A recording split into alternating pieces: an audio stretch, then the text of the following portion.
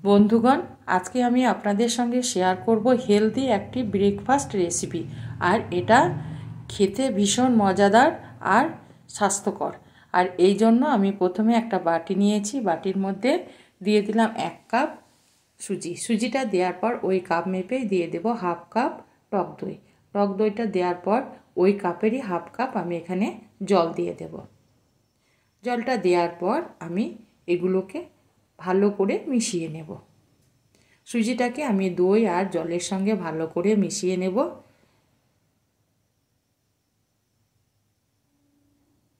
আমার মেশানো হয়ে গেছে। এবার এটাকে ঢাকা দিয়ে আমি 10 মিনিট মতো রেস্টে রেখে দেব। 10 মিনিট পর আমি ফিরে এলাম। দেখুন বন্ধুরা, সুজিটা অনেকটা ফুলে গেছে। আবারও আমি একটু নেড়ে নেব, উপর নিচ করে দেব। উপর নিচ করে দেওয়ার পর আমি এখানে কিছু সবজি অ্যাড করব। এখানে আমি দিয়েছি একটা মিডিয়াম সাইজের আলুকে গ্রেট করে সেটা দিয়েছি, আর একটা পেঁয়াজকে কুচিয়ে সেটা দিয়ে দিলাম, আর দিয়ে দিলাম একটা মিডিয়াম সাইজের টমেটো কুচোনো। এগুলো দেওয়ার পর আমি এখানে দিয়ে দেব কিছুটা কুচোনো কাঁচা লঙ্কা।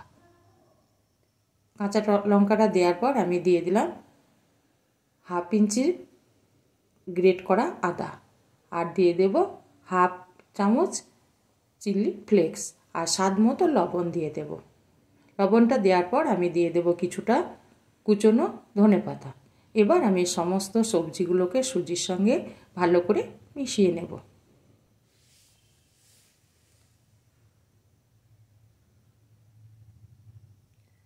সবজিগুলো আমার সুজির সঙ্গে মেশানো হয়ে গেছে।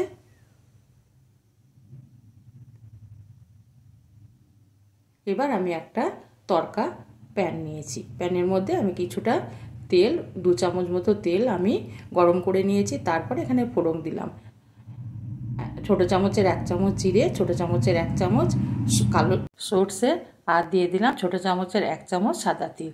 তিলটা দেওয়ার পর আমি এটাকে একটু ভেজে নেওয়ার পর আমি এখানে ফোড়নটা দিয়ে দেব।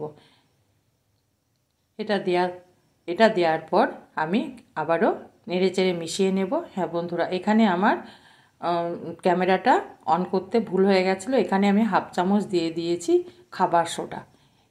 খাবার সোডাটা দেওয়ার পর আমি আবারও ভালো করে নেড়ে চেড়ে মিশিয়ে নিয়েছি। তারপর আমি একটা বাটি নিয়ে নিলাম। এবার বাটিটাকে আমি ভালো করে তেল ব্রাশ করে নেব।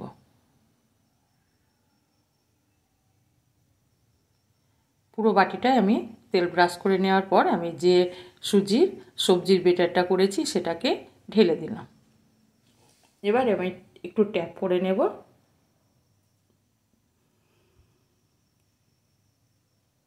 এবার গ্যাসের মধ্যে আমি একটা পাত্রের মধ্যে কিছুটা জল গরম করতে দিয়েছি। তারপর একটা স্ট্যান্ডের উপরে আমি বাটিটাকে বসিয়ে দিলাম। এবার ঢাকা দিয়ে দিলাম। আমি মিনিট 12 রান্না হতে দেব। 10 মিনিট পর আমি ফিরে এলাম। এবার আমি একটু, যাতে সুন্দর লাগে সেই জন্য আমি একটু ছিটিয়ে দিলাম লাল লঙ্কার গুঁড়ো, আর দিয়ে দেব অল্প একটু কুচোনো ধনেপাতা।